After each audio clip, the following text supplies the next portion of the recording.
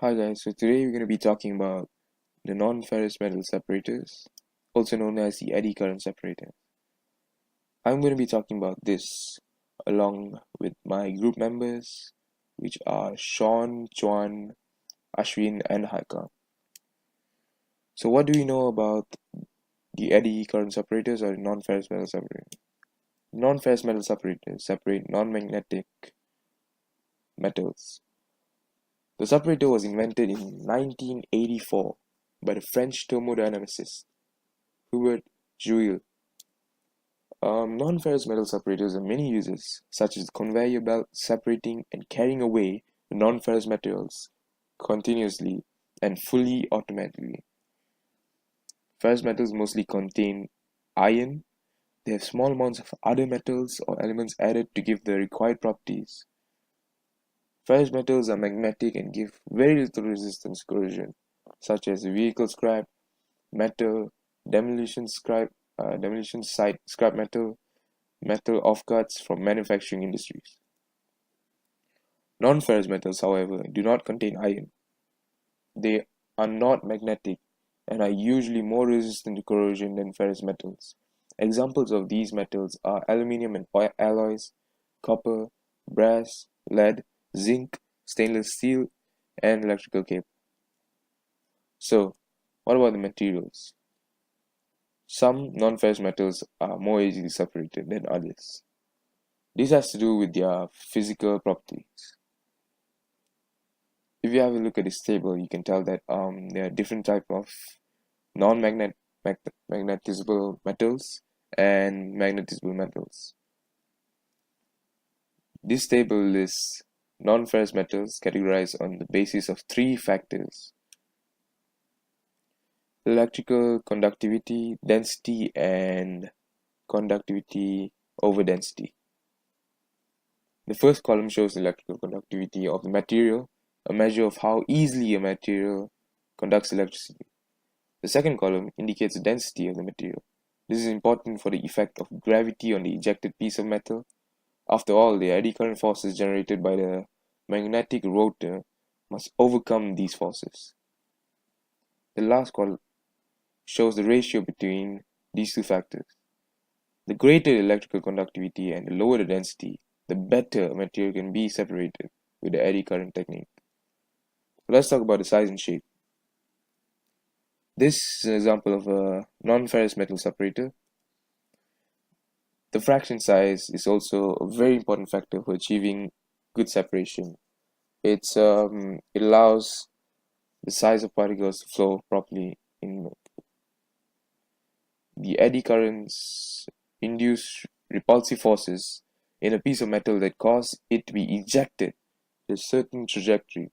As a result, the non-ferrous metals have a different ejection trajectory than the other residue and inert materials in the product of steam. This ultimately results in a range of trajectories for inert and non-ferrous material. The larger the volume, the more widely separated the ejection trajectories of a chunk of inert material and non-ferrous metal object of some of the same volume. This is why it's easier to separate aluminum cans or pieces of them rather than small copper wires. Size plays a very important role, as does shape. For example, a ball has less air resistance than a tangle of copper wire or a bent piece of sheet metal. This also affects the range of trajectories as shown here. That would be it from my side. Okay, so now I'll be taking over. My friend just now have given a brief introduction to a non-ferrous metal separator. As for me, I will be giving the concepts of it. So, there is two concepts to it. The first one is Ørsted's law. In Ørsted's law, it states that an electric current produces a magnetic field. However, Faraday proved the opposite to be true, which is that a magnetic field produces an electric current. This is where electromagnetic induction comes into place. It is definitely one of the most important discoveries of the 19th century. Electromagnetic induction is the process by which a current can be induced to flow due to a change in the magnetic field. how do we change the magnetic flux through the loop? We can do that by looking at the formula given here, which is BA cos theta. B is the magnetic flux index. We can increase or decrease it. A is the area of the coil. We can also increase or decrease the area of the coil. Theta is the angle of rotation. So in electromagnetic induction, there are two laws that we need to know. First one being the Faraday's law. So Michael Faraday tried proving that a change in magnetic field will be able to produce a current.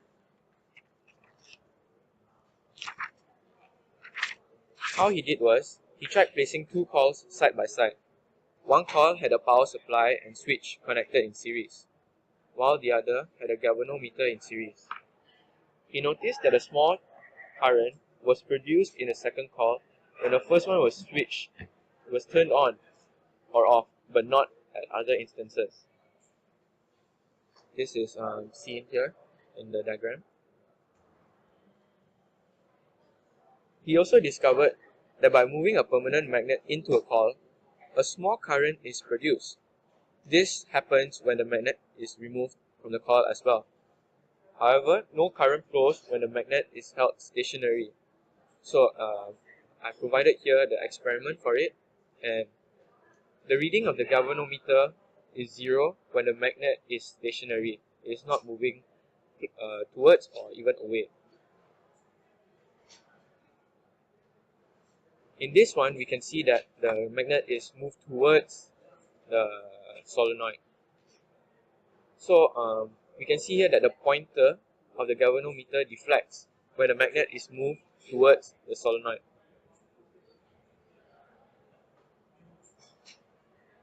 When the magnet stops, the galvanometer shows no reading. And when it is moved away from the solenoid, the galvanometer pointer deflects in the opposite direction. So what we can conclude is that when the magnet keeps moving, current is induced. In short, these observations show that when a coil experiences a change in the amount of magnetic flux that passes through it, small current would be induced.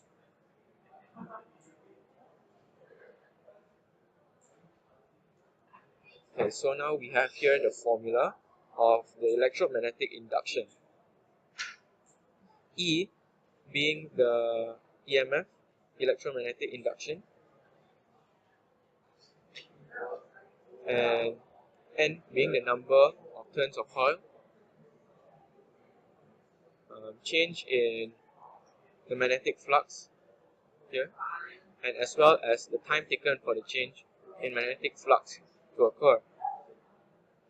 But from this, we can also see that electromotive force, or EMF in short, is directly proportional to the rate of change of magnetic flux in the coil. With this, we can also generalize this equation into EMF equals to number of turns of coil, and this being the magnetic flux final value minus the initial value of this over the total time taken for the change in magnetic flux to occur. To calculate the magnitude of the average induced EMF, we just have to add the modulus here. So that will give us the average induced EMF. Lenz's law is an important part of understanding electromagnetic induction and subsequently how it can be applied to the non-ferrous metal separators design. Lenz's law was formulated by Emil Lenz, the Russian physicist, in 1834. Lenz's law is effectively the application of conservation of energy and Newton's third law onto the context of electromagnetic induction. And the law is this: there is a current induced in the conductor if and only if there is a changing magnetic flux through the loop. Therefore, the direction of the induced current will oppose the direction of the magnetic flux that induced it. This can be shown by Faraday's equation with a negative sign. Epsilon induced EMF equals to the negative of delta magnetic flux of the magnetic field over delta time. This means the direction of the induced current will be such that the induced magnetic field always opposes the change in flux. So, for example, if you bring a magnet close to a coil, the coil will have an induced EMF. It becomes an electromagnet when the current flows in the coil, right? So one end becomes the north pole and the south pole. You can determine this with the right hand rule when you put it around the solenoid. When you put your hand around the solenoid, you can find the direction of the current, the direction of the magnetic field, and also the north and south poles of the coil, whatever you want to call it. So effectively, the direction in the induced current in the solenoid is the magnet has to be pushed in against the north pole of the coil. So when you push it in, there will be a repulsive force, a mechanical force that is created to oppose this change. This makes sense because in Newton's third law, there has to be an action-reaction force, so there's an equal but opposite force against the magnet. And also, due to conservation of energy, you cannot have a magnet going through the opposite pole, so as in north and south. You cannot have it go through that because it will just go through the coil and just create infinite amounts of electrical energy, which doesn't make sense at all, right? So basically, if the magnet is pushed towards the coil, it has to fight against a mechanical force created by the induced current. So when you fight against it, it will create an electrical energy by the work done by you to push the magnet into the coil. So work must be done to push the magnet into the coil due to the like pole repulsion. Therefore, electrical energy is transferred from the work done pushing the magnet into the coil, which you can tell from when the coil heats up due to energy change. And this is the opposite. So when you try to pull it away from the coil north, the induced current is reversed, and now the north pole originally becomes the south pole, and you attract the magnet into the coil so that the cutting of magnetic flux is equal, right? So the coil will now be an attractive force to the receiving bar magnet. So now you have to have work done to oppose this pulling in, so that it doesn't get dragged in. So that is also work done, and that is also transferred to electrical energy. So that's how you create induced EMF when trying to pull the magnet out. What is eddy current? Eddy current means, the word eddy means circular current. So eddy currents, also called as focal currents, are loops of electrical currents induced within the conductor by a change in magnetic field in the conductor due to Faraday's law of induction. So this has something to do with Faraday's law. Eddy current flows in circular loops within conductors in planes perpendicular to the magnetic field. So let me just give you a quick example, okay, so that you understand better. Okay, so I have here a solenoid with a soft iron core, and let's just say I have a magnetic disc on top of the soft iron core. What happens is that the magnetic disc will actually fly away. But why does that happen? So when current flows through a solenoid, magnetic flux increases from 0 to finite value. A rise in magnetic flux gives rise to induced current. The upper face of the soft iron core will be the same polarity as the bottom part of the magnetic disk. So what we can gather is that from this observation is that when a conductor is kept in changing magnetic fields, currents are induced, or in this case, eddy current. Like we mentioned before, the eddy current is the small loops and the circular loops, and this is how it looks like. And we have a formula, and the formula is I equals to negative 1 over R times the change in magnetic flux over the change in time. We can also find the direction of eddy current by using Fleming's right-hand rule, which is here, or we can use Lenz's law. Now we'll be looking at advantages of non-ferrous metal separators. The first advantage is that it's time saving. Now the task of separating waste materials is time consuming, as we all know. It requires a lot of precision and is a meticulous process that needs a lot of attention to produce a favorable yield of sought after non-ferrous metals, such as copper, lead, magnesium, and aluminium. Conventional methods that involve humans take a very long time to complete, as a lot of humans are needed to complete the task of separation at an industrial level, especially when there are tons upon tons of waste to separate. This is where the non-ferrous metal separator comes into play, as it is able to separate ferrous metals, non-ferrous metals, and inert waste all at the same time at a fast pace, making it time efficient. Next, it is also cost efficient. The cost of mining ores for minerals put a hefty price tag on consumers and our planet. Since minerals are a non-renewable resource, it is not a good idea to keep mining them, as they will eventually run out.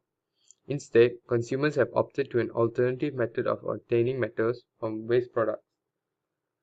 Non-ferrous metal separators enable this to be done, as they can produce a high output and a large volume of metal, meaning they are able to separate the most amount of metals from waste that is fed through it with no margin for error.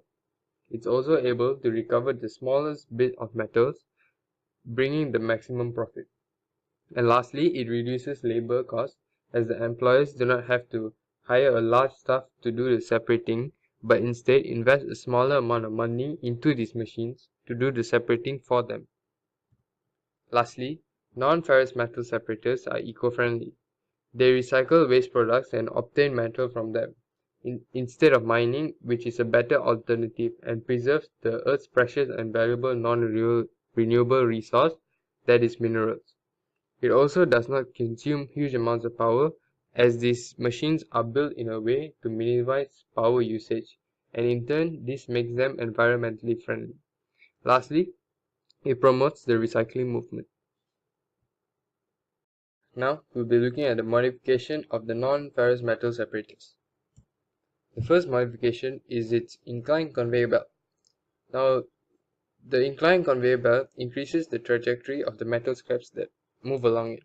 What this does is it makes the smaller metal scraps to be repelled further and makes sure it goes into its respective channels to be processed later on.